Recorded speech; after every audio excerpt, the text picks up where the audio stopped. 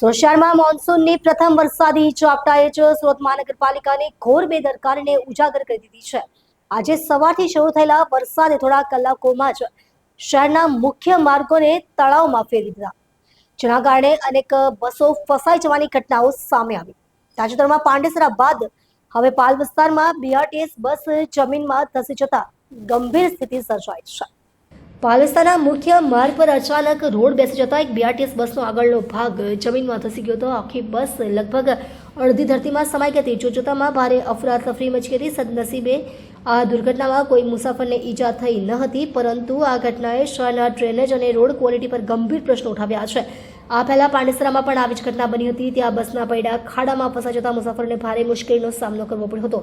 હવે પાલ વિસ્તારના આ બનાવે સ્થાનિકોમાં ભારે રોષ ફેલાવ્યો છે। મુખ્ય રસ્તાઓ પાણીમાં, પાકા રોડ ધોવાઈ ગયા। પ્રથમ વરસાદે સુરતના લગભગ તમામ વિસ્તારોમાં જળબંબાકાર કરી દીધો। Ring road, Dumas road, Udhna, Pal, ધોરીમાર્ગ સહિતના મુખ્ય માર્ગો 2 થી 3 ફૂટ પાણીમાં ડૂબી ગયા હતા। આ સાથે જ અનેક સ્થળોએ પાકા રસ્તાઓ અચાનક બેસી જવાની ઘટનાઓ બની હતી, જેના કારણે સ્થાનિક વાહન ચાલકો અને ઓફિસ જતા નોકરિયાતો ભારે મુશ્કેલીમાં મુકાયા હતા।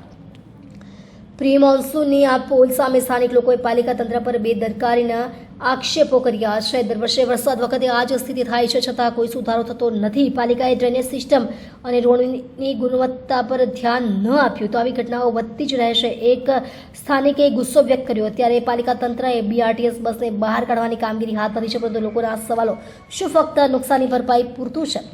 હજુ પણ તાર્કિક છે।